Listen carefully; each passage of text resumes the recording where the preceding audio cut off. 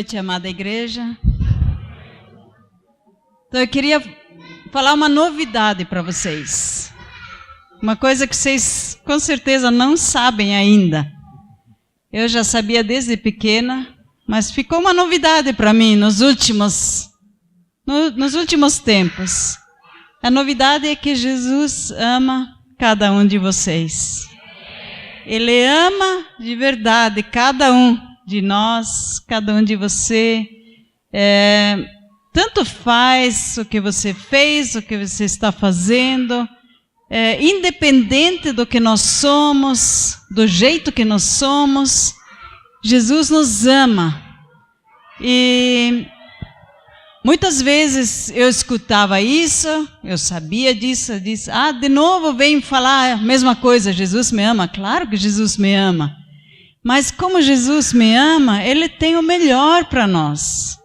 Ele tem o melhor para os seus filhos. E muitas vezes a gente acha que, não, isso eu não mereço. Não, eu preciso passar por isso, porque eu também fiz aquilo. Eu tenho essas falhas, por isso eu passo por isso. Mas é pela graça de Deus, pelo amor de Deus, Ele tem o melhor e Ele sempre quer o melhor para os seus filhos. Vocês que são pais aqui, vocês sabem, né? Será que vocês pensam, às vezes vocês pensam, não, meu filho ele precisa passar com essa febre agora porque ele não se comportou bem. Às vezes a gente pensa assim, não, ele precisa, acho que tá bom ele ficar com uma gripe porque ele também não se comportou bem. Então Deus também não é assim, muito menos do que nós, né? Deus nunca vai pensar, você precisa essa doença, você precisa pobreza, você precisa passar por essas coisas, mas Ele sempre quer o nosso melhor. E eu vejo assim, eu escutei uma vez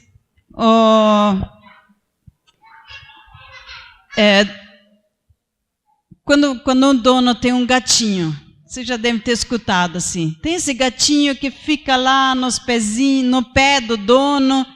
Quando o dono está aí, ele acaricia, ele dá um minhãozinho, dá uma bolachinha, dá isso, daquilo, e sempre está lá perto. Mas tem aquele gatinho que está sempre lá no muro, andando e aprontando, e daí de vez em quando volta todo machucado e doente.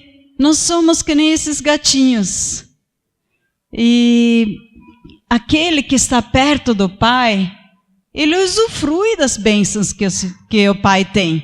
Aquele que está pertinho de Deus, que recebe as bênçãos de Deus, ele tem o privilégio de usufruir do melhor que Deus tem. Então nós podemos estar perto de Deus, independente do que nós somos, do que nós fazemos. Muitas vezes eu pensava, não, quando eu orar tanto tempo por dia, quando eu jejuar tanto tempo, daí sim, daí Deus vai se agradar de mim. Mas não, Deus se agrada de nós. Assim ou assim, mas quanto mais perto eu estou com Deus, mais eu recebo, mais eu aproveito as bênçãos de Deus. Eu lembro de João falava assim, eu sou discípulo amado de Jesus. Como João pode falar isso? Eu sou o discípulo mais amado. Como que alguém pode dizer isso? Então, se nós sabemos que nós somos amados, todos nós podemos falar. Se nós falarmos, eu sou amada, Deus tem o melhor, Ele tem abundância para a minha vida, Ele tem saúde para a minha vida, Ele tem prosperidade para a minha vida.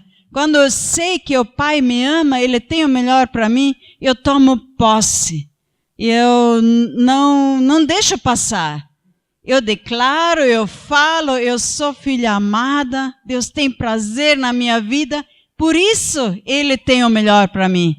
E muitas vezes nós não temos porque achamos, não, eu não mereço.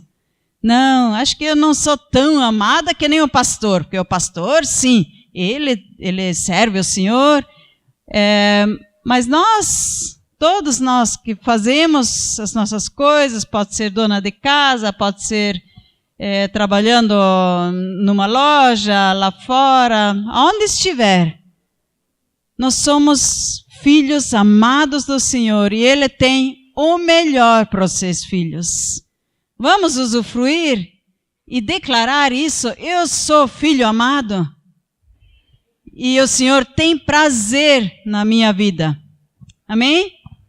Queria deixar isso para vocês, uma palavra que ficou muito importante. Estou aprendendo no dia a dia, né, a usufruir do melhor que Deus tem para as nossas vidas. Amém? É muito bom estar aqui com vocês. E tenho certeza que Deus ama muito cada um de vocês. E nós também amamos, ainda não conhecemos, mas amamos essa igreja, amamos ver os seus rostos aqui junto conosco. Amém? Muito bem, você que trouxe a sua Bíblia, por gentileza abra ela lá em 1 Coríntios. Gostaria de compartilhar uma porção aqui da palavra de Deus. 1 Coríntios, o 1º capítulo. Há muitos anos atrás, eu acompanhei o pastor Pio Carvalho, lá de Curitiba, a São Paulo. E ele fazia um acompanhamento de uma igreja lá em São Paulo. E quando eu cheguei naquela igreja, o nome da igreja me chamou bastante atenção. Chamava-se Comunhão Cristã nos Jardins. O apóstolo Arles Marques cuida dessa igreja. E eu fiquei com aquilo, Comunhão Cristã Shalom. Eu disse para mim assim no meu coração, um dia se eu for liderar uma igreja, eu tivesse a oportunidade de dar um nome para a igreja, eu vou usar o nome Comunhão Cristã. E eles tinham lá Comunhão Cristã nos Jardins. E a partir daquele instante, as coisas se desenrolaram assim que eu fui quase que junto com a Silvia empurrado para assumir uma igreja, iniciar uma igreja. Simplesmente foi acontecendo. Não foi algo que nós sonhamos e planejamos. Mas há 22 anos atrás, então nós iniciamos em Curitiba a Comunhão Cristã Shalom. Domingo passado, então nós festejamos 22 aninhos lá em Curitiba. E há 2 semanas atrás eu estava em São José dos Pinhais. Nós temos uma igreja filha lá, a Comunhão Cristã Shalom de São José dos Pinhais. A primeira igreja que tem, nossa, que tem o nome de santo, né? De São José dos Pinhais. 3 anos celebrando com eles lá. Foi um tempo muito precioso. E a palavra que eu vou compartilhar com vocês, eu compartilhei lá em São José dos Pinhais, compartilhei em Curitiba, e queria compartilhar essa mesma palavra aqui com vocês. O texto que se encontra aqui em 1 Coríntios 1:9 diz assim: Fiel é Deus, pelo qual fostes chamados à comunhão de seu Filho Jesus Cristo, nosso Senhor. Fiel é Deus, pelo qual fostes chamados à comunhão de seu Filho Jesus Cristo, nosso Senhor. Esse texto ele começa, obrigado querido, esse texto começa com uma declaração, Deus, Ele é fiel. Você pode dizer isso assim comigo, Deus é fiel. Não sei se você já pensou para parar um pouquinho, para pensar sobre o que é ser fiel, o que é fiel. E se você vai estudar a palavra fiel, ela significa verdadeiro, ou comprometido, ou digno de confiança. Ou nós vamos talvez dizer assim, fiel é aquele que prometeu e ele vai cumprir o que ele disse. Falou, está dito. Que nem a gente dizia, falou e dizeu. É isso aí. Falou, está dito, se estabeleceu. Se ele disse, é como que aquilo que, mesmo que ele tenha prometido, já existisse. É como um pai que foi viajar e ele liga para casa para ver como está em casa e a filha pede para o pai, pai, você já comprou aquele meu presente? E o pai diz, não, minha filha, eu ainda não comprei, mas eu vou comprar. E no outro dia ela chega na escola, eu ganhei aquele meu presente, ganhei meu presente. Daí as outras crianças perguntam, mas você já tem o seu presente? Não, meu pai falou que ele vai me dar esse presente, então eu já tenho, já é meu. Porque meu pai é fiel à sua palavra, ele cumpre a sua palavra. Deus, ele é fiel, é a sua identidade. E a identidade define o destino. Se eu tenho uma identidade, assim eu vou viver. Se Deus é fiel, assim ele é. Esta é a sua natureza. Ele não precisa fazer um exercício de 3 pontos diariamente para exercitar a fidelidade. A fidelidade faz parte do caráter dele, do ser dele. Ele é assim. Se ele é simplesmente assim, ele nem pensa em não ser fiel, ele nem sabe o que é isso. De dar uma palavra e não cumprir ela. Nem passa pela cabeça, como o texto bíblico diz, que Deus, quando ele fala algo sobre a sua criação, quando ele fala algo sobre a sua vida, se ele falou, é como que já está estabelecido, já é verdadeiro. Deus não sabe o que é ser infiel. Em nossos dias isso parece assim algo do outro mundo, porque a nossa natureza, a natureza humana, ela não é fiel. Ela não tem essa marca da fidelidade. A natureza que nós herdamos de Adão e Eva não tem essa marca da fidelidade. Quando eu tenho uma oportunidade de estar sozinho, de ninguém estar me observando, aí realmente eu faço o que me apraz, o que me agrada, e não importa se eu estou traindo na internet, se eu estou fazendo alguma outra coisa que desagrada a Deus, que eu sei, mas a minha natureza é ser infiel. E aí nós intentamos, não, mas eu quero ser fiel. Então para ser fiel você tem que fazer essas 5 coisas. Primeiro ponto, segundo ponto, terceiro ponto, quarto ponto, quinto ponto. Eu quero ser fiel. E aí eu vou me exercitando para ser fiel. E alguns que são mais treinados, mais disciplinados, eles conseguem um pouquinho mais. Quem tem dificuldade com a disciplina, quem tem dificuldade com isso, com aquilo, não consegue, fica frustrado. E na verdade a Bíblia diz, todos pecamos. Todos estão destituídos dessa glória de ser fiel. E aí não é de se admirar quando Jesus diz assim, é necessário nascer de novo. É necessário nascer de novo. Do que Jesus está falando? É necessário haver uma mudança no coração, haver uma transformação, haver um novo nascimento. Eu preciso receber uma nova natureza, senão eu não consigo ser como Deus, ser fiel como Ele é. A natureza de Deus é ser fiel. E se eu quero alcançar essa natureza, eu preciso nascer de novo. Eu preciso ter uma experiência de transformação de vida. A religião, ela não vai me ajudar. Ela inclusive pode até me atrapalhar. Porque eu acho que eu vou merecer se eu caprichar. E Deus, Ele diz aqui, Ele é fiel e pelo qual nós fomos chamados à comunhão do Seu Filho Jesus Cristo, nosso Senhor. A palavra comunhão, quando ela aparece aqui, ela significa, e talvez você que tenha andado pelas igrejas, já tenha conhecido, ouvido já falar desse nome grego, a palavra grega para isso é koinonia. A palavra comunhão no grego é koinonia. E essa palavra ela pode ser traduzida de várias formas, como por exemplo comunidade. A comunidade Caminho Vivo festeja hoje seus 18 anos. A palavra comunidade ela é sinônimo de comunhão. Ela vem com essa palavra koinonia, que significa a participação conjunta, ter em comum. Quando eu tenho comunhão, existe uma harmonia no modo de sentir, de pensar, de agir, até ao ponto de ter a mesma identidade. Compartilhamos as mesmas coisas, temos em comum, somos uma comunidade. Essa comunidade, aos 18 anos atrás, os que iniciaram junto com o pastor Ailton, o pastor Alígia, a comunidade, tinham em comum desejos no coração, tinham em comum experiências, palavras da parte de Deus que os fez e fez iniciar todo o trabalho da comunidade. Ter em comum é ter a comunhão. E a palavra de Deus diz aqui que nós somos chamados a essa comunhão. Nós somos chamados a usufruir da mesma identidade de Deus, das mesmas virtudes de Deus, essas mesmas virtudes, você é chamado a usufruir, a ter em comum com Ele, esta comunhão. E ninguém aqui hoje pode dizer, eu não tenho um chamado. Hoje você pode dizer assim, eu tenho um chamado. Será que você pode repetir comigo assim, eu tenho um chamado? E o nome desse chamado é comunhão. Deus chama você e a mim, venham para a comunhão comigo. Por que isso é possível? Porque Jesus, Ele morreu por você e por mim.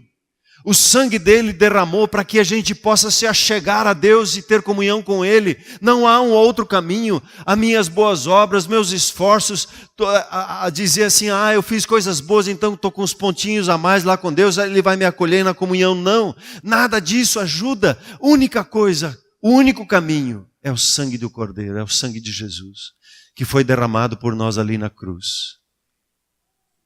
E aí abre-se o caminho e Deus diz, vem. Deus diz assim para você, vem para a minha comunhão. Vem para estar junto comigo. Nós temos um chamado para esta comunhão. As portas estão abertas, escancaradas. Se você ainda não conhece o que é viver em comunhão com Deus, participar das coisas de Deus, hoje é a sua noite de ir ao redor da mesa ou conversar com os pastores da casa e perguntar como é que eu me torno um filho de Deus. Nós temos em comum que nós somos chamados filhos de Deus. O brasileiro diz assim, quando ele quer uma boquinha, né, ele quer um espaço na mesa, eu também sou filho de Deus, também tenho direito. E a Bíblia ensina que todos somos criaturas de Deus. Fomos criados conforme a sua imagem e semelhança. Mas ela diz assim, filho é aquele que nasceu de novo, que teve a experiência de um novo nascimento, que teve a experiência de nascer do Espírito. E a Bíblia diz lá no Evangelho de João que a todos que o receberam como Senhor e Salvador de suas vidas, a esses ele deu o direito, a autorização de serem chamados filhos de Deus. Ao entregar o seu coração ao Senhor Jesus, ao declarar Ele como o Senhor da sua vida, ao reconhecer que Ele morreu pela sua vida, aquilo que lhe era impossível de se achegar a Deus, Ele abriu o caminho a dizer, isso é para mim. Eu vou receber isso na minha vida. Deus vem ao seu encontro e Ele te dá um novo nascimento. Você nasce do Espírito. A Bíblia diz que você recebe a vida eterna. A Bíblia diz que você recebe a vida, não a vida biológica. E no grego, quando você vai estudar um pouquinho isso e pega na Bíblia, você vai descobrir que tem duas palavras para vida. A palavra bio, da onde nós usamos para biologia, vida biológica, vida natural. E você vai encontrar um outro termo chamado zoe, que é a vida do próprio Deus. Quando você declara, Jesus é o Senhor da minha vida, será que você pode declarar isso em bom e alto tom, assim, Jesus é o Senhor da minha vida? Agora, alguns acordaram, vamos todos juntos, Jesus é o Senhor da minha vida. E a Bíblia diz que você crê no seu coração, que Ele morreu por você na cruz. E que Deus o ressuscitou, e se confessa, Jesus é o Senhor da minha vida, Ele lhe dá a salvação. O que é a salvação? É a manifestação da vida do próprio Deus na sua vida, a natureza de Deus na sua vida. Há uma mudança de natureza. Você recebe a vida de Deus. E aí a Bíblia diz que o fruto do Espírito Santo, que é a visitação de Deus na nossa vida, a natureza do Espírito de Deus, ela vem e se manifesta em nós. Você encontra lá amor, paz, alegria. Você encontra lá benignidade, bondade. Você encontra lá a bondade e, veja lá, vai encontrar a fidelidade, ainda a mansidão, o domínio próprio. Para andar com Deus, precisa-se ter esta experiência de uma nova natureza, de receber uma visitação da parte de Deus no nosso espírito, esse espírito ser vivificado, e a partir daquele instante, quando você se depara com uma situação de poder ser infiel, você dizer, não, eu não consigo, isso não é para mim, isso não é mais para mim, isso não é mais para mim, eu quero é ser fiel. Você encontra uma outra situação que alguém te machuca, e aí você se depara com o sentimento de vingança da velha natureza nossa, da natureza humana, e no seu espírito vem muito claramente: não, eu não consigo não perdoar, eu preciso perdoar, porque há uma nova natureza, e quando eu tenho isso claro, eu começo a perdoar, começo a amar, começo a ser fiel, começo a ser bondoso para com as pessoas, porque é natural ser bondoso. É natural amar as pessoas. Não há mais uma lei que me diz assim: você tem que amar as pessoas. Não, eu não consigo não amar as pessoas. Às vezes ficam com aquele sentimento de raiva, porque alguns me são simpáticos, outros não. Mas o Espírito Santo logo me incomoda, me convence: não, é natural amar. A sua natureza vai lhe levar a amar as pessoas. A vida cristã, ela é vivida debaixo de uma nova experiência em Deus, a natureza de Deus se manifestando na sua vida. Não é belo isso? Não é maravilhoso isso? A vida cristã não tem nada a ver com desenvolvimento humano. Deus não quer fazer você um pouquinho melhorzinho. Deus não está interessado em te dar 5 regras para que você fique mais amoroso. 3 passos para que você perdoe mais. Ele quer manifestar a natureza dele na sua vida. Ele quer manifestar o jeito dele, o pensar dele, o sentir dele, o olhar dele para as pessoas, para as coisas, para as circunstâncias, o olhar dele na sua vida. Essa é uma experiência que a Bíblia fala do Evangelho, da boa notícia. Boa notícia é isso, não é boa notícia? Ter a presença do próprio Deus na sua vida, a natureza de Deus se revelando na sua vida. Isso é uma boa notícia. Nós somos, e eu poderia ir longe com vocês aqui, o que nós temos em comum? Somos chamados filhos de Deus, somos templo do Espírito Santo, o próprio Espírito habita no nosso espírito. Nós somos guiados por Ele, é natural para um filho de Deus ele ser guiado pelo Espírito Santo, porque ele está antenado com as coisas de Deus, ele está ligado e desejoso pelas coisas de Deus, dos pensamentos de Deus, ele não quer mais decidir por si só, ele quer sim, Espírito Santo, e agora? Faço esse negócio, fecho isso, não faço aquilo, pelo que caminho que eu vou? E ele vai percebendo o direcionar, o guiar do Espírito Santo como uma pessoa que pega o volante e vai conduzindo. Assim, o Espírito Santo, quando anda conosco, ele vai nos conduzindo pelo caminho, nós podemos confiar nele, porque nós temos isso em comum. Temos a mesma voz no nosso coração, não nos faltam os dons espirituais, como é colocado aqui. O que nos falta muitas vezes é o desejo de servir as pessoas. É a postura, ok, eu vou servir, eu vou trabalhar, eu vou mexer, eu vou ajudar essa pessoa. E quando você decide, eu vou ajudar, o Espírito Santo de Deus vem e te habilita. Te dá o dom espiritual, não lhe falta nenhum dom. Nos falta muitas vezes a disposição para trabalhar. Mas está tão gostoso esse sofá aqui, eu vou levantar para ir lá orar por alguém. Acho que não. E aí quando me deixo levar pela velha natureza, eu não vou tendo as experiências com os dons do Espírito. Seja a palavra de conhecimento, a palavra de sabedoria, a palavra profética, os dons de curar. Se eu não me disponho a orar com pessoas, como é que eu vou experimentar o dom da cura? Como é que eu vou experimentar os dons? Eu preciso me dispor a isso, permitir isso, que isso aconteça. A Bíblia diz que nós somos enriquecidos em Cristo Jesus, em toda a palavra, em todo conhecimento. Nós temos, a Bíblia diz, os mistérios do reino de Deus são seus. A mente de Deus é sua, porque Ele quer revelar ela para você. Deus não quer esconder nada, Deus quer levar você ao pleno conhecimento dEle. A Bíblia é muito clara quando ela diz que ela quer que você experimente a plenitude do próprio Deus na sua vida. Deus é generoso e Ele compartilha a Ele mesmo com a sua vida, com a nossa vida. Nós somos enriquecidos em tudo. Uma quarta questão que eu cito aqui que nós temos em comum nós temos a palavra de Deus em comum. A palavra de Deus e a sua palavra é um só. Tudo que Deus diz é Ele mesmo se apresentando. Como os jovens às vezes já me disseram, quando eu abro a Bíblia, eu estou abrindo a boca de Deus. Porque quando eu leio a Bíblia, Deus fala comigo. E Deus me ministra. E chegou um dia na minha vida, que eu preciso reconhecer uma coisa. Eu preciso reconhecer a autoridade da palavra de Deus.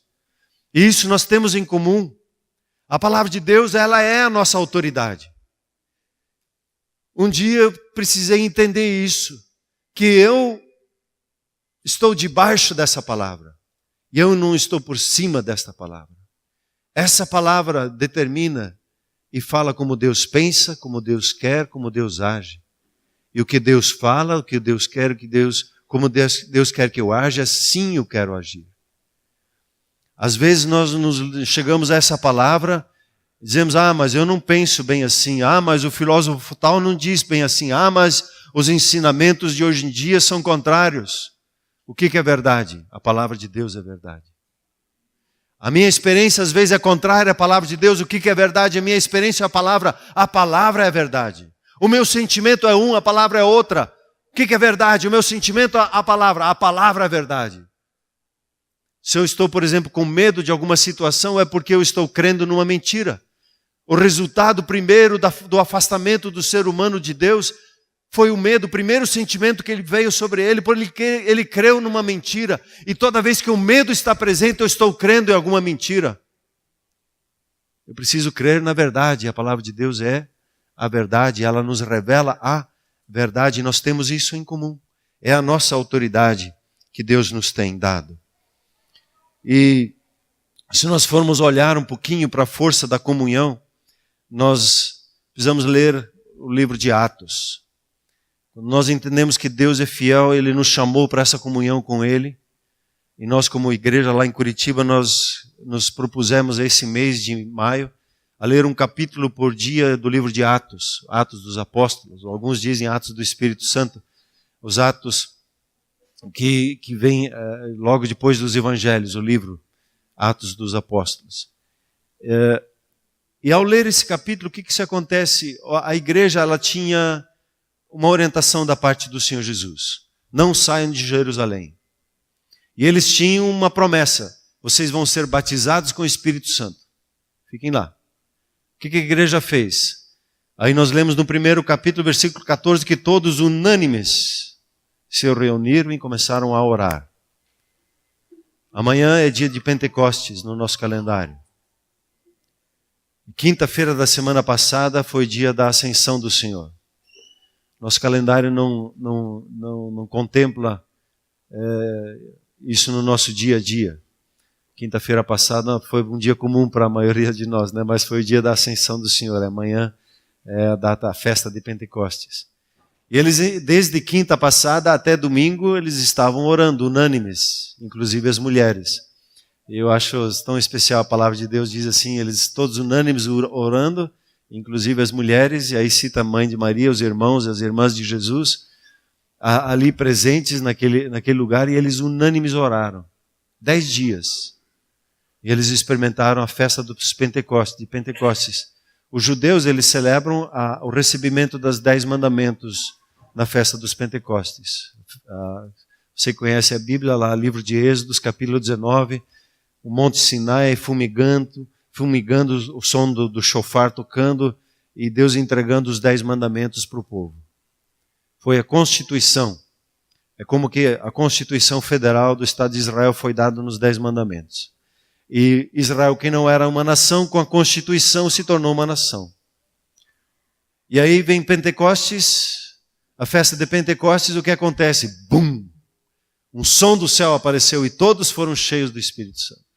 Todos oraram unânimes, todos foram cheios do Espírito Santo. Não foi a experiência de um, de outro, mas todos foram tomados e aquela cidade ficou alvoroçada por causa da manifestação desta comunhão, que agora estava se manifestando, os céus se manifestando na vida das pessoas, e eles experimentaram. E naquele dia, como resultado da promessa do Senhor Jesus, como resultado da orientação que eles seguiram, que receberam da parte do Senhor Jesus, aproximadamente 3.000 pessoas tiveram um encontro e nasceram de novo, foram batizados no Espírito Santo, foram batizados nas águas, tiveram uma experiência de transformação de vida. A natureza de Deus se manifestou neles.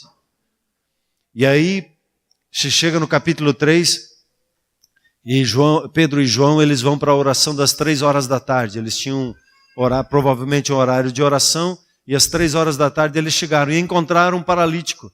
E Pedro diz, eu não tenho dinheiro para te dar aqui, mas o que eu tenho eu te dou. E ele orou para aquela pessoa, quer dizer, declarou a palavra de Deus sobre ela, e ela levantou. E houve um alvoroço na cidade, como isso é possível? E Pedro levantou e pregou mais uma vez, e mais 2.000 pessoas, em torno de mais 2.000 pessoas tomaram uma decisão para o Senhor Jesus, tiveram uma experiência da manifestação de Deus na sua vida, nasceram de novo, a natureza do próprio Deus se manifestou na vida deles, e agora com 5.000 pessoas, já era um significativo na cidade de Jerusalém. Eles receberam uma ameaça da liderança, e dizendo para não pregar mais no nome de Jesus. E Pedro e João, eles falaram com a sua liderança, decidam vocês o que é melhor, obedecer a Deus ou aos homens. E a igreja uniu-se em oração com eles. Eles não oraram por proteção, eles não oraram para que Deus os livrasse das ameaças, eles oraram por mais coragem para pregar a palavra. E o que aconteceu? A oração unânime deles fez o chão tremer e eles tiveram mais uma experiência de um batismo, de um mover do Espírito Santo nas suas vidas. E o texto continua a falar que toda vez que eles estavam juntos, como diz aqui esse texto em Atos 4, da multidão dos que creram, era o coração e a alma. Ninguém considerava exclusivamente sua nenhuma das coisas que possuía. Tudo, porém, lhes era comum. Um pouquinho mais adiante, como resultado dessa comunhão que eles tinham, diz assim, muitos sinais e prodígios eram feitos entre o povo pelas mãos dos apóstolos, e costumavam todos reunir-se de comum acordo no pórtico de Salomão. A comunhão traz uma manifestação tremenda do reino de Deus. Não sei, no nosso histórico de nação, nas nossas influências de filmes, até na nossa maneira de pregar o Evangelho, nós entramos num caminho do individualismo. É meio que cada um por si. Eu quero ter a minha experiência, você quer ter a sua experiência. E a Bíblia fala da comunidade tendo a sua experiência. A Bíblia fala do estar juntos, de comum acordo. E esse comum acordo vai trazendo sinais, prodígios, maravilhas. Eu acho que nós veremos muito mais sinais, prodígios, maravilhas em nosso meio, ao nós nos colocarmos em acordo, em nós entendermos a natureza do próprio Deus na nossa vida, a não vivermos mais pelo nosso esforço, pela nossa maneira de pensar, mas nós focarmos num só propósito, de honrar a Deus com a nossa vida. Num só propósito, eu quero agradar a Deus. Não quero fazer o que me agrada. Eu quero agradar a Deus. Deus, Ele é fiel. Deus, Ele nos tem chamado para a comunhão, de ser como Ele. Deus, Ele quer que nos tornamos como Ele é. E que a gente experimente a natureza dele em nós. Agora talvez a sua pergunta seja, como é que eu me torno? Como é que eu tenho essa experiência com a natureza de Deus? É um caminho tão simples, que nós tropeçamos na simplicidade de Deus. Deus nos chama para a comunhão. Na comunhão com Ele, a natureza que é colocada no meu espírito como uma semente. Deus, Ele sempre trabalha com sementes. E quem é lavrador aqui sabe da força de uma semente. Deus coloca a sua natureza como uma semente no nosso coração. E quando eu vivo num relacionamento com Ele, eu converso com Ele, eu venho para o grupo familiar, eu venho para a celebração, eu venho para reunir e me estudar juntos a palavra de Deus. Eu me separo no meu quarto, fecho a porta lá no meu quarto para ler a Bíblia, para conversar com Deus. Quando eu busco o relacionamento com Deus, quando eu busco a comunhão, eu sou transformado. A velha natureza, ela perde a força, e a nova natureza, a natureza do próprio Deus, se manifesta em nós. A comunhão com Deus vai marcando a natureza dele em nós, a comunhão uns com os outros como irmãos em Cristo, a maneira como nós convivemos e aprendemos a nos amar, a nos perdoar uns aos outros, vai manifestando a natureza de Deus. E a maneira como nós olhamos para as pessoas que ainda não conhecem Jesus e como nós amamos elas, vai manifestando a natureza de Deus em nossas vidas. Nós não precisamos de muita técnica para falar do amor de Deus para as pessoas. Nós precisamos simplesmente estar em comunhão com Deus e perguntar a Deus: Deus, me dá uma palavra para abençoar essa pessoa. E Ele vai dar. Às vezes dê um abraço nessa pessoa. Um dia que vocês vierem lá em Curitiba, vocês vão conhecer o Carlão. O Carlão é o membro mais antigo. Ele até antes da fundação da igreja, ele já fazia parte da igreja. O Carlão, fez esse ano 70 anos. Ele tem o nome de Carlão porque ele tem 1,90 m mais ou menos. E Deus deu um dom para ele. Muito simples, de abraçar pessoas. E um dia ele estava na fila do banco e tinha uma senhora um pouquinho mais à frente. Deus falou com ele: dê um abraço nessa senhora. E ele sabe dar abraço, sabe aquele abraço compreensivo, aquele abraço respeitoso, aquele abraço envolvente, aquele abraço que te transmite segurança. Esse é o abraço do Carlão.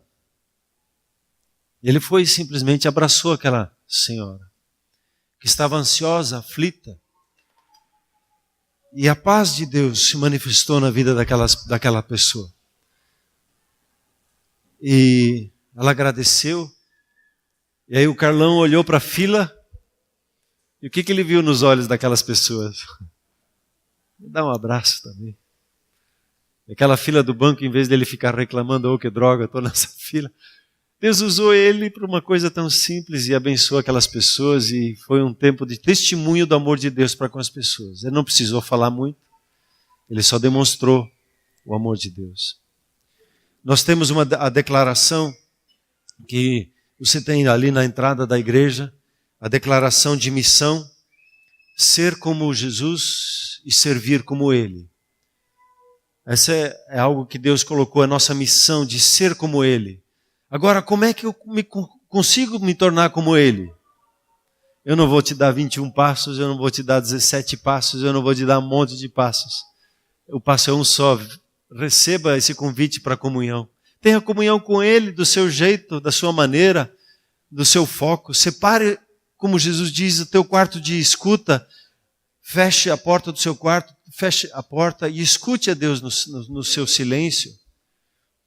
Ouse desligar o celular, ouse desligar a televisão e ficar em silêncio por 10 minutos para ouvir a Deus no seu sofá. Ouse ter comunhão com Ele. Nós somos transformados pela comunhão. Nós somos transformados na comunhão uns com os outros e na comunhão com as outras pessoas. Como é que a gente vive isso na igreja, no nosso dia a dia? Quando a gente vem ter comunhão com Deus, como igreja, com o Senhor Jesus, na celebração, no culto. Quando a gente vai na semana para o grupo familiar, a gente tem uns com os outros. E quando a gente vai para os outros, quando a gente vai servir outras pessoas, seja dentro da igreja ou no seu trabalho, que é o seu púlpito, onde você trabalha, você revela a Cristo Jesus. O seu lugar de trabalho não é um lugar para ganhar dinheiro. Isso é secundário. O seu lugar ali é servir as pessoas com seus dons, com suas habilidades. O dinheiro vai vir como recompensa, sim, que vem abundantemente na sua vida, mas o seu foco é servir as pessoas. E quanto melhor se for para servir, melhor será o teu salário. Quer o segredo para o aumento? Sirva no seu trabalho, com o seu dom, da melhor forma possível. Esses dias um irmão trabalha no banco, na segurança, na área de segurança digital. E ele tinha um problema para resolver, e ele não conseguia resolver aquele problema digital. É uma questão de computador, ele trabalha ali com os códigos, e não tinha solução. E ele um dia, orando a Deus, no chuveiro. Dá para orar no chuveiro? Dá. Aí você tem uma desculpinha para ficar um pouquinho a mais debaixo da água ali. Ele no chuveiro, ele orando a Deus, perguntando sobre aquela situação, e eis que plim, veio a solução para ele. Ele anotou, outro dia ele foi lá, ele colocou, ele teve a solução e ele foi crescendo assim na sua empresa. Deus tem a sua vida para usar aonde você está. E nós poderíamos conversar bastante sobre servir aonde nós estamos, no nosso dia a dia, nosso lugar de trabalho, nosso púlpito. Amanhã, o que eu estou falando aqui em Ser Comunhão, explicando a igreja, eu trouxe um pequeno presente para a igreja aqui, um pequeno marca-página. Você pode amanhã pegar ele e aí você vai entender isso. E nesse marca-página também tem uma pequena orientação em como ler a Bíblia, em como você ter comunhão e descobrir as coisas da Palavra de Deus, algumas dicas bem simples para abençoar a sua vida. Hoje eu gostaria de orar com você, assentado como estamos. Eu gostaria de agradecer em primeiro lugar pela fidelidade de Deus sobre a vida de cada um de nós e orar para que você e eu, nós possamos viver profundamente essa comunhão com Deus. Você não tem um chamado para ser uma... Eu falei ali, né? A igreja não está nesse negócio de deixar ninguém melhor, de não desenvolver as pessoas, não.